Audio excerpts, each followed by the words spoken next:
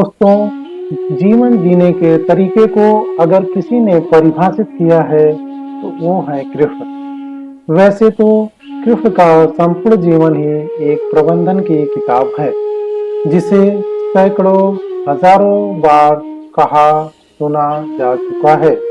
कुरुक्षेत्र में दो सेनाओं के बीच खड़े होकर भारी तनाव के समय कृष्ण ने अर्जुन को जो ज्ञान दिया वो दुनिया का श्रेष्ठतम ज्ञान है।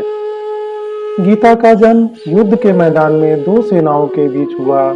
जीवन की श्रेष्ठतम बातें भारी तनाव और दबाव में ही होती हैं।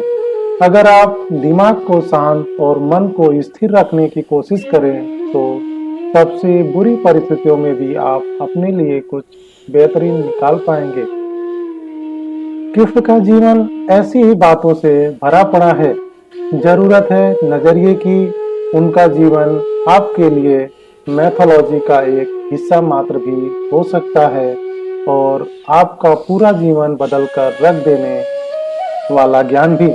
आवश्यकता हमारी है, हम उनके जीवन से लेना क्या चाहते हैं। कृष्ण मात्र कथाओं में पढ़ा या सुना जाने वाला पात्र नहीं है, वो चरित्र और व्यवहार में उतारे जाने वाले देवता हैं। कृष्ण से सीखें कैसे जीवन को श्रेष्ठ बनाया जाए। 10 बातें जो कृष्ण के जीवन को बनाती हैं महानतम। जीवन प्रबंधन के लिए सबसे श्रेष्ठ सूत्र हैं जो अगर व्यवहार में उतार ली तो सफलता निश्चित मिलेगी। पहला, शुरू से अंत तक जीवन में संघर्ष ही है। कृष्ण का जीवन कहता है आप कोई भी हो, संसार में आए हैं तो संघर्ष हमेशा रहेगा। मानव जीवन में आकर परमात्मा भी सांसारिक चुनौतियों से बच नहीं सकता। कृष्ण ने कभी किसी बात की शिकायत नहीं की, हर परिस्थितियों को जिया और जीता। कृष्ण कहते हैं परिस्थितियों से भागो मत, उसके सामने डट कर खड़े हो जाओ, क्योंकि कर्म हमारा ही मानव जीवन का पहला कर्तव्य है।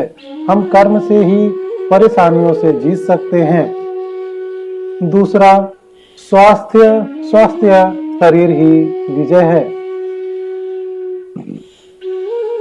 कृष्ण का बचपन माखन मिश्री खाते हुए गुजरा, आज भी भोग लगाते हैं हम, लेकिन ये संकेत कुछ और है। आहार अच्छा हो, शुद्ध हो, बल देने वाला हो। बचपन में शारीरिक को अच्छा आहार मिलेगा तो ही इंसान युवा होकर वीर बनेगा। शरीर को स्वस्थ रखना है तो बचपन से ध्यान देने की जरूरत है। ये पेरेंटिंग के दौर में से गुजर रहे युवाओं के लिए बड़ा मैसेज है। अपने बच्चों को ऐसा खाना दें जो उनको बल दे, सिर्फ स्वाद के लिए ही खाना न खिलाएं, तभी वे बड़े होकर स्वयं को और समाज को सही दिशा में ले जा सकते हैं। तीसरा, पढ़ाई किताबी ना होकर रचनात्मक होनी चाहिए। कृष्ण ने अपनी शिक्षा मध्य प्रदेश के उज्जैन में संदीपनी ऋषि के आश्रम में रहकर पूरी की थी। कहा जाता है कि 64 दिन में उन्होंने 64 कलाओं का ज्ञान हासिल कर लिया था। वैदिक ज्ञान के अलावा उन्होंने कलाएं सीखी। शिक्षा ऐसी ही होनी चाहिए जो हमारे व्यक्तित्व का रचनात्मक विकास करे। संगीत, नृत्य, युद्ध, साहित्य, 64 कलाओं कृष्ण के व्यक्तित्व का हिस्सा हैं। बच्चों को पूरा ज्ञान ना भरें, उनकी रचनात्मकता को नए आयाम मिले, ऐसी शिक्षा व्यवस्था हो। नंबर 4, रिश्तों से ही जीवन है, बिना रिश्तों के कुछ नहीं। कृष्ण ने जीवन भर कभी उन लोगों का साथ नहीं छोड़ा जिनको मन से अपना माना। अर्जुन से वे युद्धावस्था में मिले, ऐसा महाभारत कहती है, लेकिन अर्जुन से उनका रिश्ता हमेशा मन का रहा। सुदामा हो या उद्धव, कृष्ण ने जिसे अपना मान लिया उसका साथ जीवन भर दिया। रिश्तों के लिए कृष्ण ने कई लड़ाइयां लड़ी और रिश्तों से ही कई लड़ाइयां जीती। उनका सीधा संदेश है सांसारिक इंसान की सबसे बड़ी धरोहर रिश्ते हैं। अगर किसी के पास रिश्तों का छाती ना हो तो वो इंसान संसार के लिए गैर जरूरी है। इसलिए अपने रिश्तों को दिल से जिएं, दिमाग से नहीं। नंबर 5, नारी का सम्मान समाज के लिए जरूरी।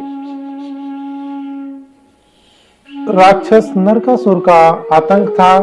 करीब 16,100 महिलाओं को उसने अपने महल में कैद किया था। कृष्ण ने उसे मारा, सभी महिलाओं को मुक्त कराया, लेकिन सामाजिक कुरीतियां तब भी थी। उन महिलाओं को अपनाने वाला कोई नहीं था। खुद उनके घर वालों ने उन्हें दूषित मानकर त्याग दिया। ऐसे में कृष्ण आगे आए, सभी 16,100 महिलाओं को अपनी पत्नी का दर्जा दिया।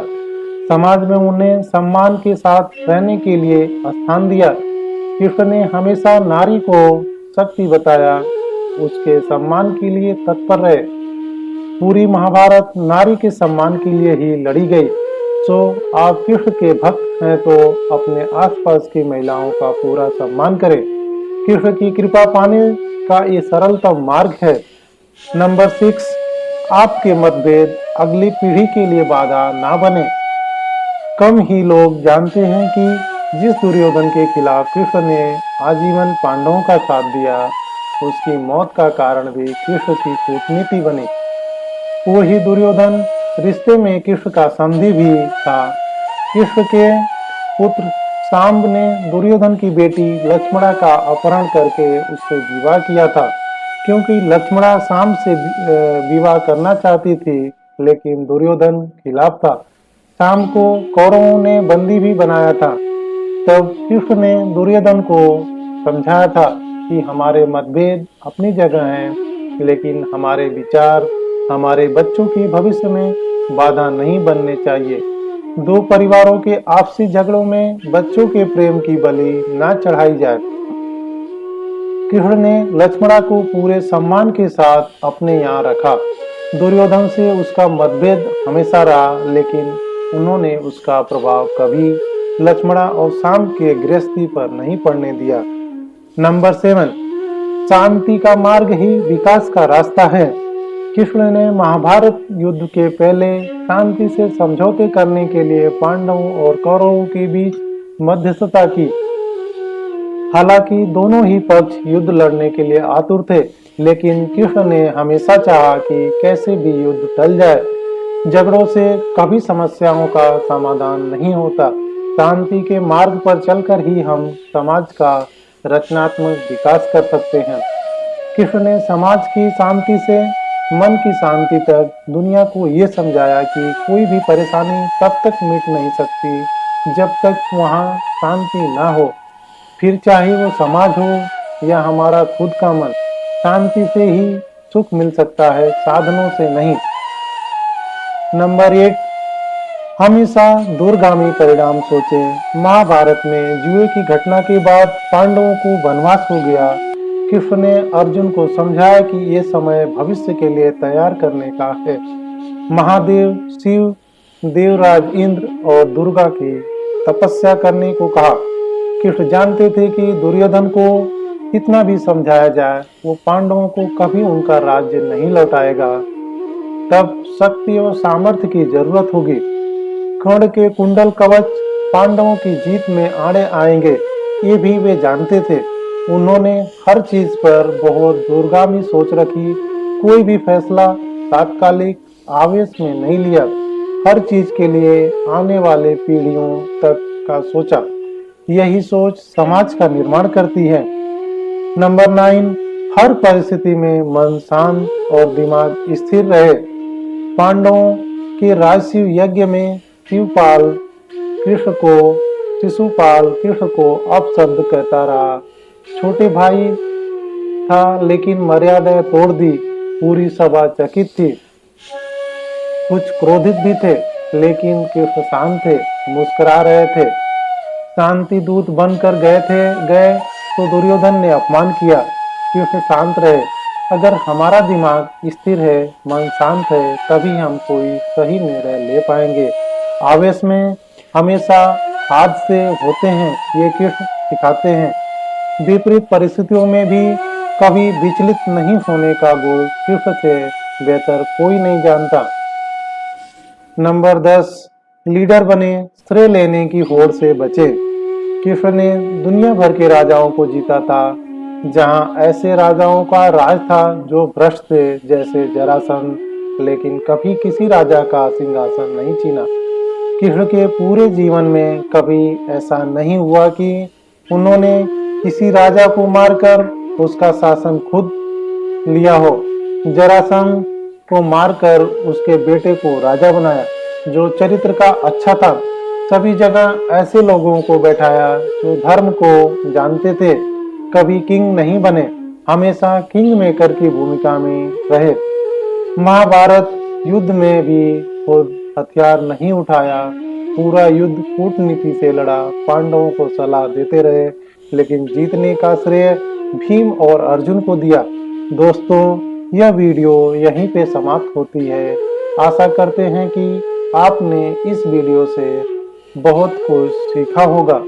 मिलते हैं एक नई वीडियो के माध्यम से, तब तक के लिए आप अपना ख्याल रखिएगा। जय श्री